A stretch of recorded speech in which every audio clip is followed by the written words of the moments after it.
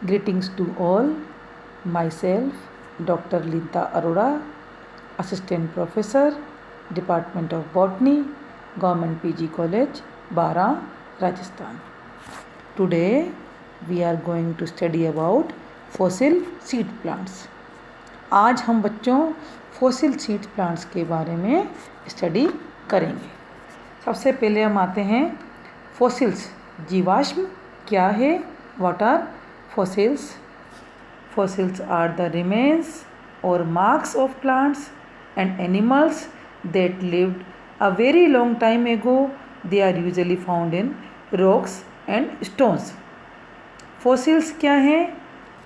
Plants के और animals के रिमेन्स या मार्क्स हैं जो बहुत लंबे समय तक भूमि में दबे रहे और ये चट्टानों और पत्थरों के बीच में पाए जाते हैं, रॉक्स एंड स्टोन्स में पाए जाते हैं। Fossils are important because they tell us a story about things that lived on the earth before us.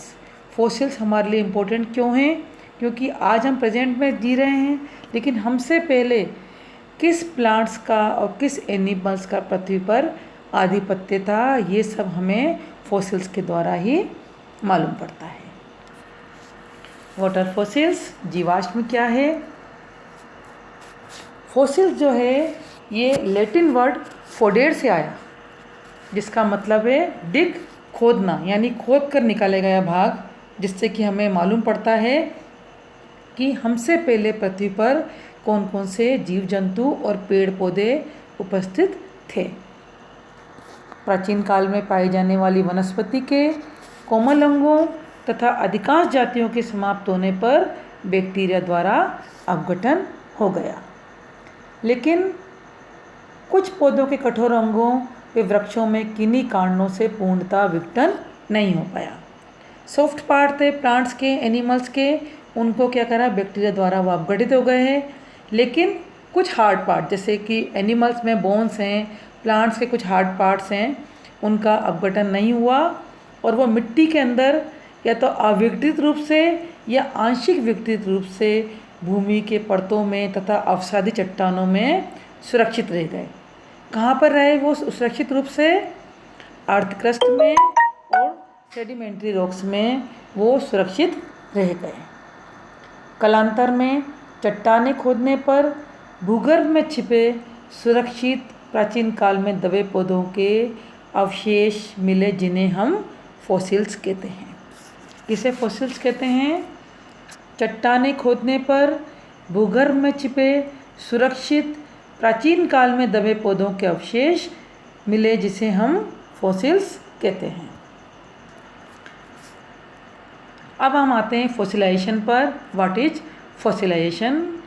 The process of preservation of living being और their parts in form of fossil is called fossilization. पौधे, जीव जंतुओं तथा उनके विभिन्न अंगों तथा उनके रसायनों के भूगर्भीय परतों में परिरक्षण के फलस्वरूप जीवाश्म बनने की क्रिया को जीवाश्मीभवन कहते हैं, फॉसिलाइजेशन कहते हैं। पौधे, जीव जंतुओं तथा उनके विभिन्न अंगों या उनके रसायनों के भूगर्भीय परतों में परिरक्षण के फलस्वरूप जीवाश्म बनने की क्रिया को जीवाश्मीभवन कहते हैं। Birbal Sahni is known as father of Indian palaeobotany. Birbal Sahni institute of palaeobotany is situated on trans Gomti river bank, Lucknow. Birbal Sahni institute जो है वो लखनऊ में स्थित है। फॉसिलाइजेशन के दौरान कोशिका द्रव्य क्या होता है? समाप्त हो जाता है। The essential condition of for fossilization is the whole organism be buried alive soon after that without decay by bacteria fungi. This is the reason why only small number of plants get fossilized. Fossilization की essential condition क्या होती है? या तो पूरा organism या death के तुरंत बाद ये भूमि में बरीड हो जाता है और उसके बाद इसी वजह से बहुत कम संख्या में प्लांट्स के फॉसिल्स हमें मिलते हैं। फॉसिलाइजेशन के दौरान कोशिका द्रव्य समाप्त हो जाता है, साइटोप्लाज्म डिसअपियर हो जाता है, कोमल ऊतकों का अपघटन हो जाता है, डिसोसिएशन हो जाता है, वे ठोस ऊतक बचे रह जाते हैं। यह मिट्टी द्वारा ढकते जाते हैं। कालांतर में अवसादी चट्टानें पौधों पर दबाव डालती हैं, जिससे कोशिका का कार्बनिक पदार्थ बाहर निकल आता है, वे पौधा चपटा हो जाता है। क्या हुआ? सबसे पहले प्लांट्स हैं, उनका फॉसिलाइजेशन के दौरान क्या होगा? कोशिका द्रव्य समाप्त हो जाएगा, उसके बाद उसके ऊतकों का डिसोसिएशन हो जाएगा, अपघटन हो जाएगा, ठोस ऊतक बच जाएंगे, ये मिट्टी द्वारा ढकते जाते हैं। फिर उसके बाद जितनी भी अवसादी चट्टानें कालांतर में बनती जाती हैं वो उस पर दबाव डालती हैं, जिससे कोशिका का कार्बनिक पदार्थ जो होता है बाहर निकल जाता है और पौधा जो होता है वो चपटा होकर फॉसिल रूप में आ जाता है। जब पौधे के जीवाश्म उनके उगने वाला, अब इसके बाद यह है कि पौधा जिस जगह उगाया जाता है वहीं पर उसके जीवाश्म मिलते हैं या दूसरे स्थानों पर मिलते हैं। जब पौधे के जीवाश्म उसके उगने वाले स्थानों पर मिलते हैं तो उनकी उत्पत्ति इन सीटू कहलाती है, स्वस्थाने कहलाती है। ये जीवाश्म पूर्ण रूप से परिरक्षित होते हैं, प्रिजर्व्ड फॉसिल्स होते हैं। कभी कभी पौधे के उगने का स्थान तथा जीवाश्म भवन का स्थान भिन्न भिन्न होता है, जो हवा पानी के साथ दूसरे स्थानों पर पहुंच जाते हैं, वहां जाके ये जीवाश्म परिरक्षित होते हैं। ऐसे जीवाश्म आंशिक रूप से परिरक्षित जीवाश्म कहलाते हैं, imperfectly preserved fossils. In situ fossils and imperfectly preserved fossil. What are in situ fossils?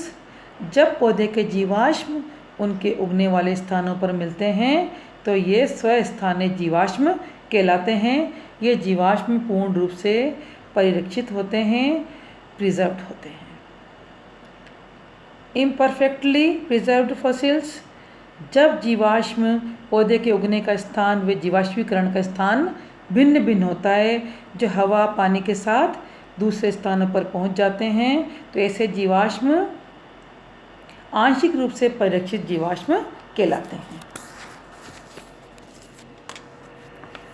Birbal Sahni को मैंने बताया बच्चों, बीरबल साहनी को पैलियोबोटनी का पिता कहा जाता है। अब हम फॉसिल सीड्स प्लांट्स में स्टडी कर रहे हैं, तो इसकी स्टडी में हम फॉसिल सीड प्लांट्स में दो तरह से स्टडी करेंगे, फॉसिल सीड प्लांट जिम्नोस्पर्म के और एंजियोस्पर्म के।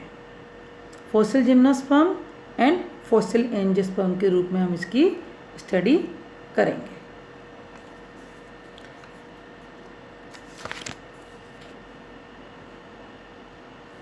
फॉसिल जिम्नोस्पर्म, जिम्नोस्पर्म पादप की उत्पत्ति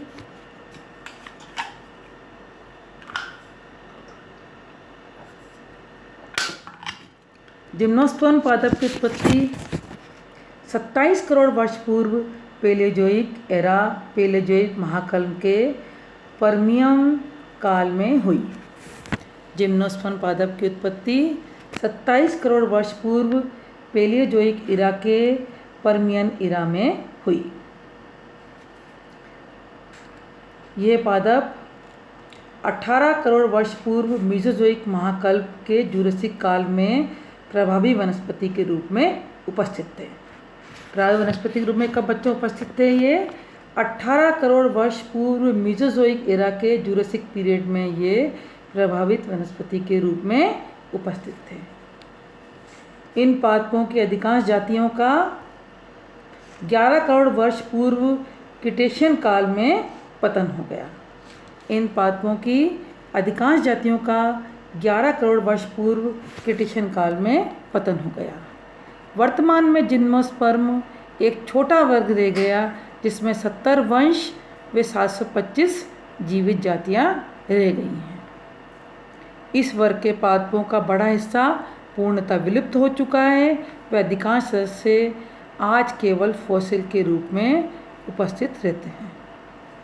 इसमें कई ऑर्डर तो पूर्णतः फॉसिल के रूप में मिलते हैं, जैसे टेरिडोस्पर्मेल्स, बेनिटाइटेल्स, पेंटोजाइलेल्स, कार्डाइटेल्स, ये सब क्या है? पूर्णतः फॉसिल के रूप में विद्यमान होते हैं।